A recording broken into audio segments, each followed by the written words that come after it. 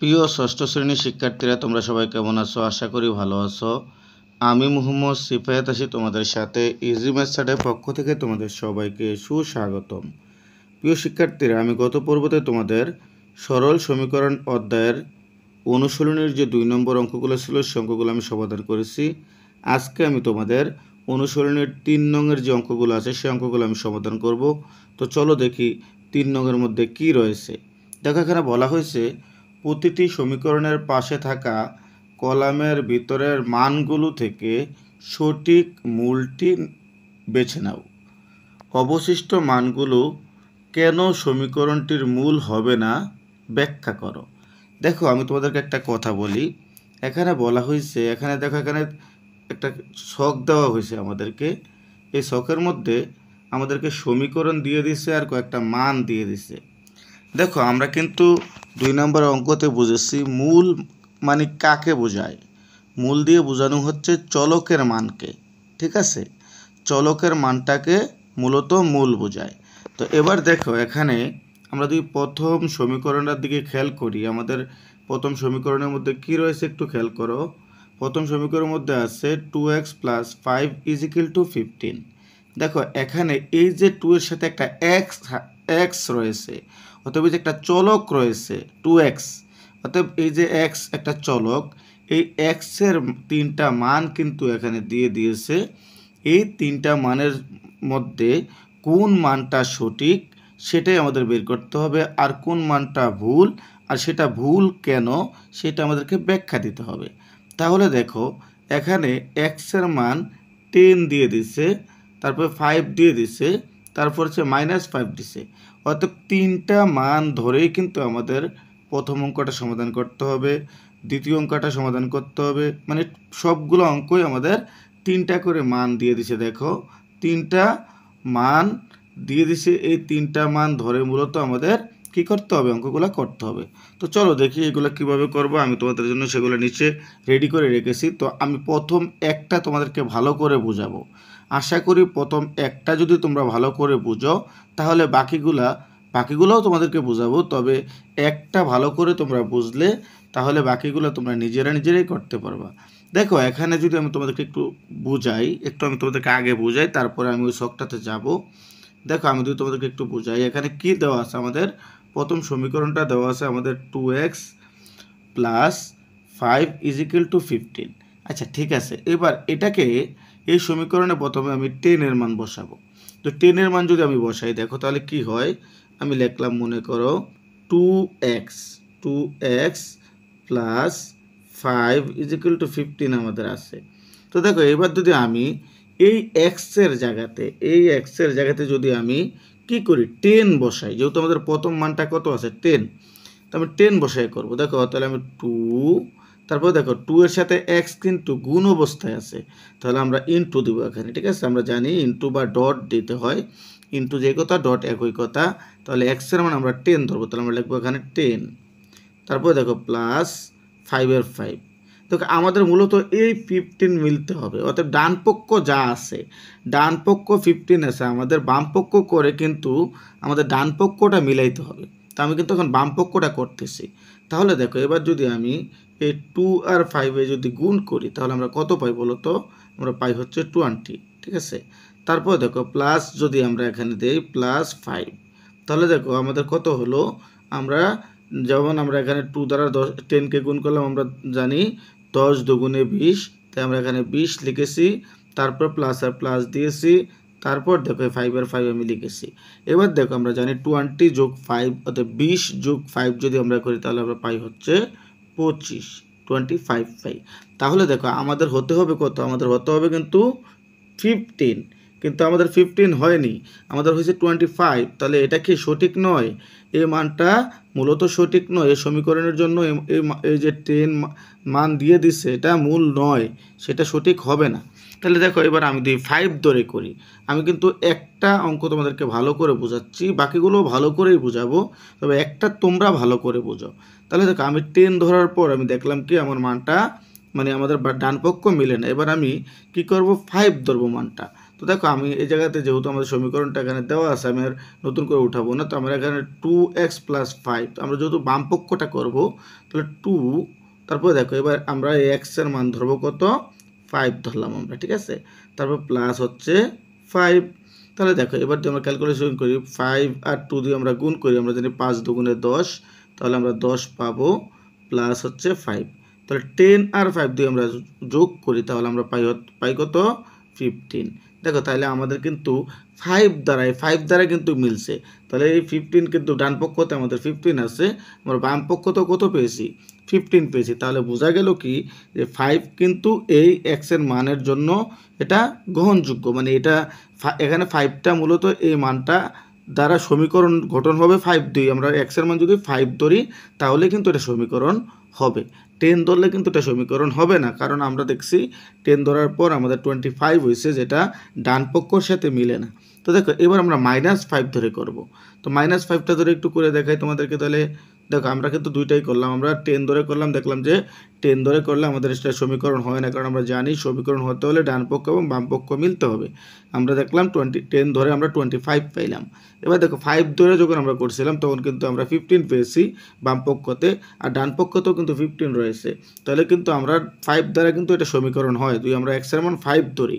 তো এবার যদি আমরা দেখি যে x এর মান দিয়ে আমরা -5 ধরি তাহলে কি হয় কিনা। দেখো আমাদের বাম পক্ষতে আছে কত, 2x + 5, 2x + 5।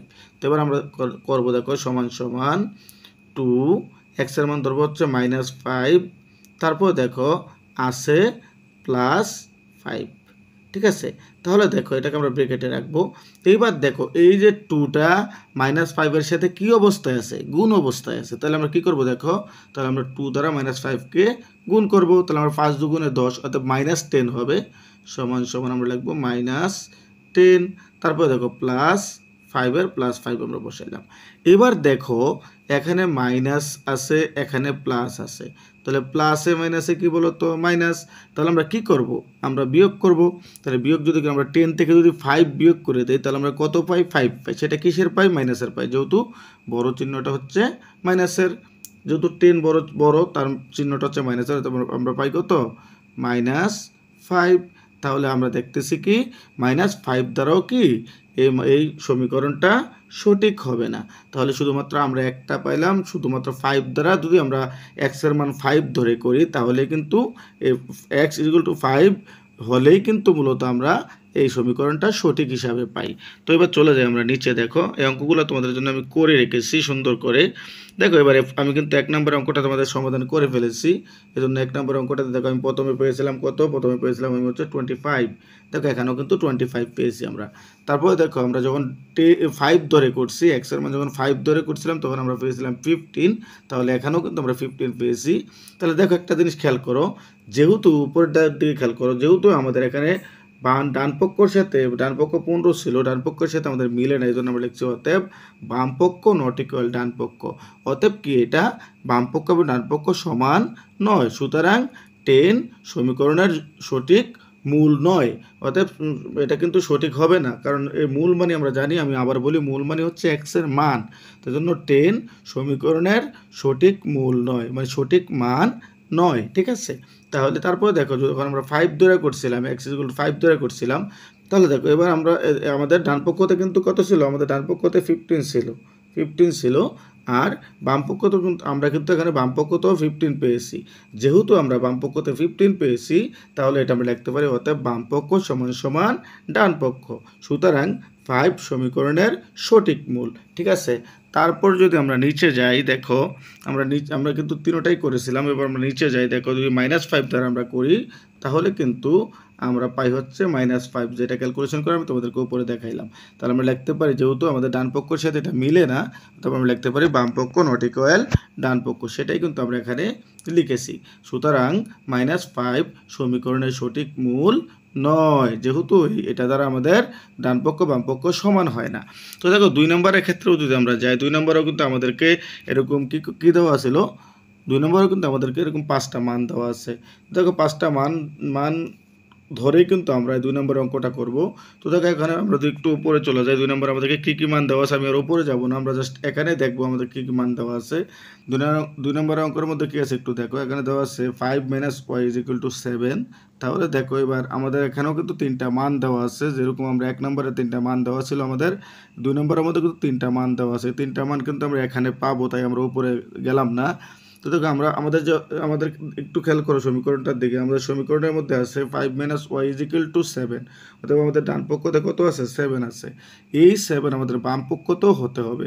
তো দেখো প্রথম মানটা হচ্ছে আমাদের 12, ঠিক আছে, তাহলে দেখো y = 12 আছে, তাহলে যেহেতু আমাদের প্রথম মানটা হচ্ছে 12, তো 12 দ্বারা দিয়ে আমরা করার পর যদি দেখি যে না 12 দ্বারা আমার ডান পক্ষ বাম পক্ষ সমান হয়েছে, তাহলে সেটা হবে সঠিক মূল। আর যদি সমান না হয় তাহলে সেটা সঠিক মূল হবে না। তাহলে এই জন্য আমরা লিখবো, দেখো বাম পক্ষতে আমাদের কি আছে 5 - y, আমরা লিখছি 5 - y, তারপরে দেখো = 5 এর 5, y এর মান হচ্ছে y এর মান হচ্ছে 12। তো তাহলে দেখো এবার 5 - 12 হলো। এবার একটা জিনিস খেয়াল করো তোমরা, যদি আমরা কি করি প্লাস, যেহেতু 5 প্লাসের আর 12 হচ্ছে মাইনাসের, এবার প্লাসে মাইনাসে মাইনাস হয়, তাহলে দেখো যদি আমরা এই 12 থেকে যদি আমরা 5 কি করি, আমরা বিয়োগ করে দিই, তাহলে আমরা পাই কত, আমরা পাই হচ্ছে -7, যেহেতু বড় চিহ্ন মাইনাসের, তো আমরা এখানে লিখতে পারি -7, ঠিক আছে, -7 দিবে তোমরা, -7। তাহলে দেখো আমাদের কিন্তু -7 নেই, আমাদের আছে 7, তাহলে বোঝা গেল কি এটা সঠিক নয়। এজন্য আমরা লিখছি বাম পক্ষ নট ইকুয়াল ডান পক্ষ, সুতরাং 12 সমীকরণের সঠিক মূল নয়, ঠিক আছে। তারপর দেখো আবার দেওয়া আছে y = 2, তাহলে y = 2 হলে কিন্তু আমরা এটাও কিন্তু আমরা দেখো এভাবে মান বসাইছি, দেখো বাম পক্ষ দিকে খেয়াল করো, বাম পক্ষতে আমরা পেয়েছিলাম 5 - y, তাহলে দেখো 5 এর 5 বসাইছি, তারপর হচ্ছে 2 এর 2 বসাইছি, মাইনাসের মাইনাস তো আসছেই। তো দেখো এবার 5 থেকে যদি আমরা কি করি 2 বিয়োগ করি, তাহলে আমরা পাই হচ্ছে 3, তাহলে আমরা এখানে দেখছি 3 = 3 বসাইছি। তাহলে আমাদের আছে কত 7 ডান পক্ষতে, তাহলে এটাও হবে না, এজন্য আমরা লিখছি অতএব বাম পক্ষ নট ইকুয়াল ডান পক্ষ, এটাও কিন্তু সমান নয়, সুতরাং 2 সমীকরণের সঠিক মূল নয়। তাহলে বোঝা গেল কি, এবার আছে আরেকটা কি -2, তাহলে -2 দিয়ে কিন্তু আমাদের এটা সমীকরণ হবে, যেহেতু প্রথম দুইটা দ্বারা হয় না, পরেরটা দিয়ে হবে। এরকম তোমরা প্রত্যেকটার মান বসায় দেবে। দেখো এখানে আছে কি 5, তারপরে দেখো একটু খেয়াল করো, এখানে আছে হচ্ছে আমাদের 5, তো দেখো এই 5 আছে, তারপর হচ্ছে -y আছে আমাদের বাম পক্ষে। এবার -y এর জায়গাতে আমরা কি করছি, দেখো এই সমান সমান দিয়ে আমরা লিখছি 5 - -2। তো দেখো এবার মাইনাসে মাইনাসে আমরা গুণ করি, তাহলে মাইনাসে মাইনাসে প্লাস হয়, তাহলে প্লাস যদি হয় তাহলে আমরা কি করি 5 আর হচ্ছে 7 দিয়ে আমরা 5 আর 2 দিয়ে আমরা যোগ করি, তাহলে আমরা কিন্তু 7 পাই। তাহলে বোঝা গেল কি আমাদের ডান পক্ষতেও কিন্তু 7 রয়েছে, আমরা বাম পক্ষতেও কি -2 ধরে আমরা 7 পেয়েছি। অতএব আমরা বলতে পারি অতএব বাম পক্ষ সমান সমান ডান পক্ষ, সুতরাং -2 সমীকরণের সঠিক মূল।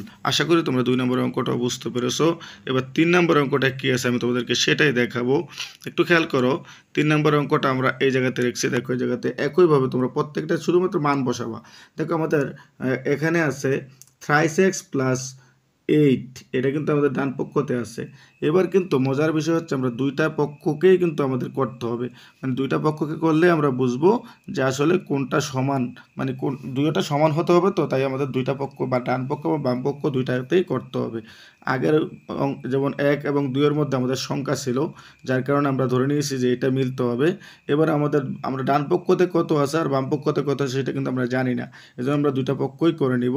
দেখো এখানে মান দেওয়া আছে, প্রথম মানটা হচ্ছে x = 5, তোমরা কিন্তু উপরে দেখে নিবা, এখানে আমি এখান থেকে মান আমি বলে দিচ্ছি। তো x = 5, তাহলে আমরা প্রথমে বাম পক্ষটা করি। দেখো বাম পক্ষ আমাদেরকে আছে, আমাদের দেওয়া আছে 5x - 2, আমরা তাই লিখছি 5x - 2। এবার শুধুমাত্র আমরা x এর মানটা বসাবো।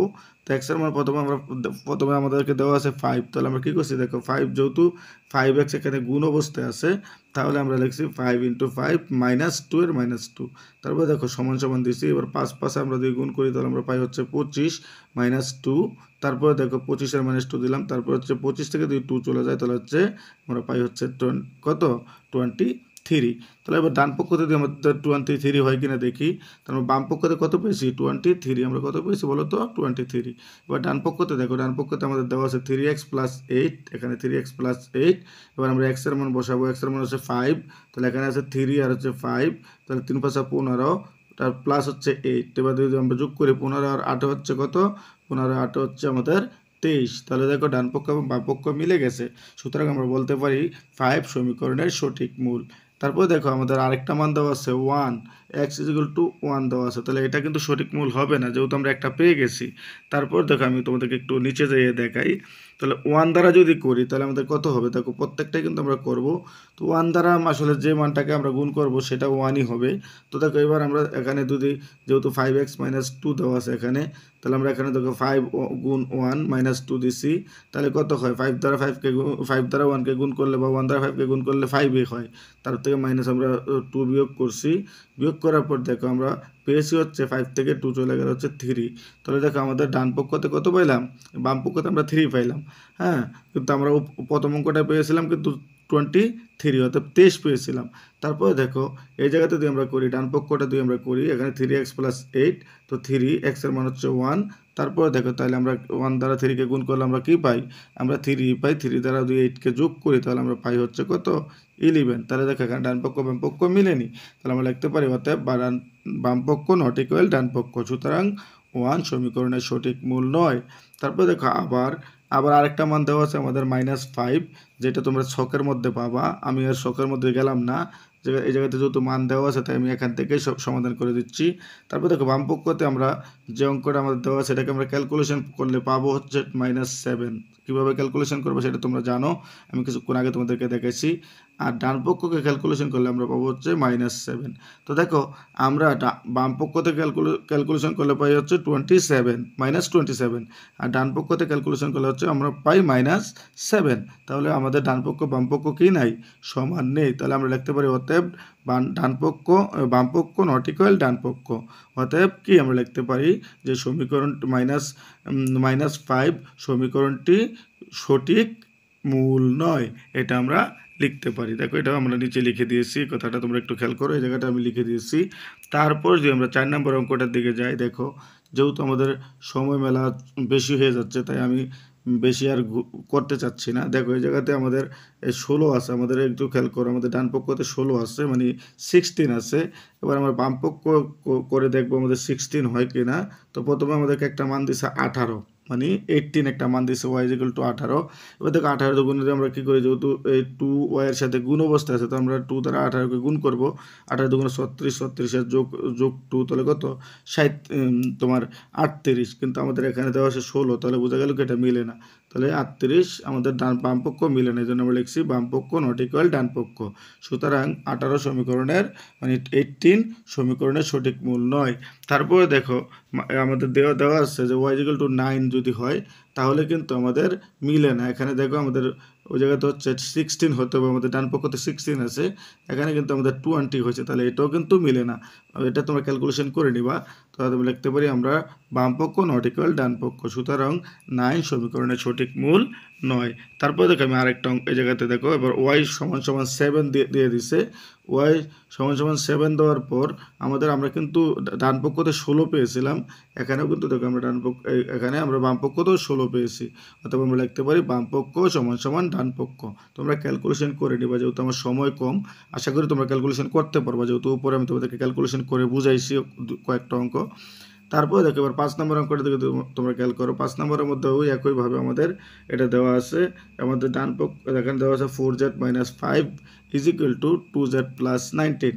অর্থাৎ দুইটাকে আমরা করতে হবে, দুইটাকে আমরা যেটা উপরে আমরা করছিলাম এরকম একটা অঙ্ক।